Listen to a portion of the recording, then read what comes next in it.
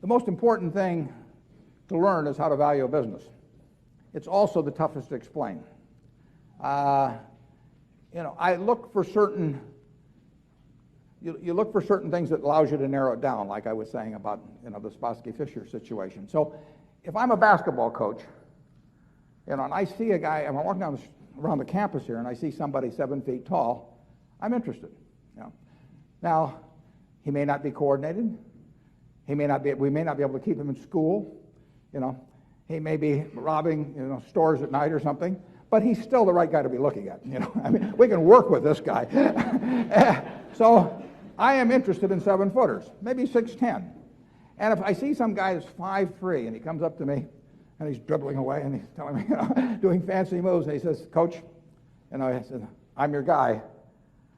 I say, "Yeah, but if you get in there against these 7-footers, I'm not sure he'll be dribbling exactly the same way. I'm going to skip him. He may be a wonderful prospect and all that, but I'm not interested.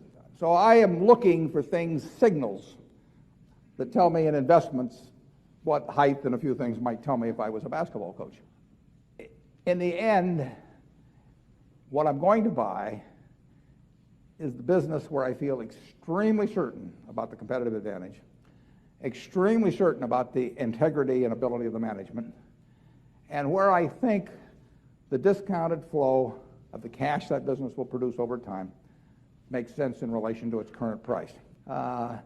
You really are looking for a business where you see the future.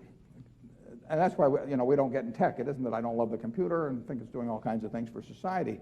I just don't know what it's going to look like in terms of who's going to be selling what to whom and at what prices and against whom and all of that sort of thing 10 years from now. Whereas I know that people are going to be chewing Wrigley's chewing gum in 10 years. I mean, people sitting in front of a computer chewing gum will not behave way differently than people chewing gum, in this audience as we talk. I mean, there are certain things that won't be affected. Gillette razor blades. I mean, that 70% of the value worldwide of razors and blades is Gillette. That's after almost 100 years of shaving, and everybody knows what a razor blade does.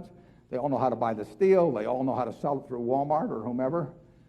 But 70% of the world. Now, part of that's because men don't like to change as much. I mean, if a man gets happy with something, he doesn't fool around with it a lot. Women are a little more inclined to experiment. But for $25 a year, something you do every day, you get a wonderful experience with Gillette. What better is the world going to offer you?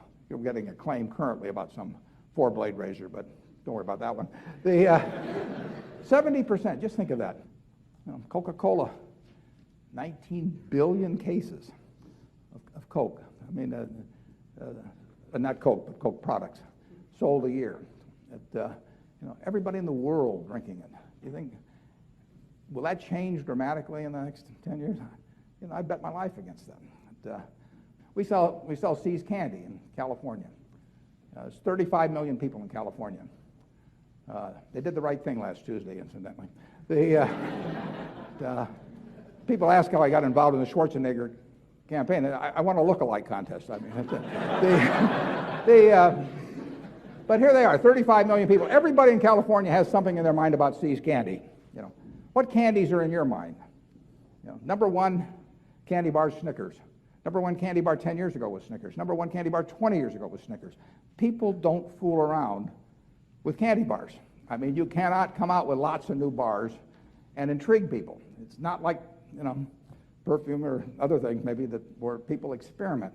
If you go into the drugstore and you say, "I want a Snickers bar," and it's 60 cents, and the druggist says, "I've got something just as good for 55 cents called Joe Schmo's, caramel and nut bar," you're going to walk across the street.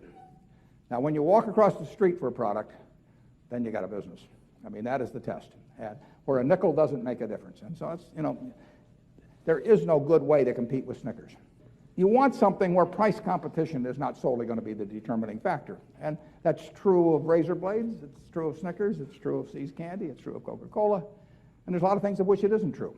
That mode is what is differentiation of product, differentiation of service, differentiation of location, whatever it may be. And that's essential.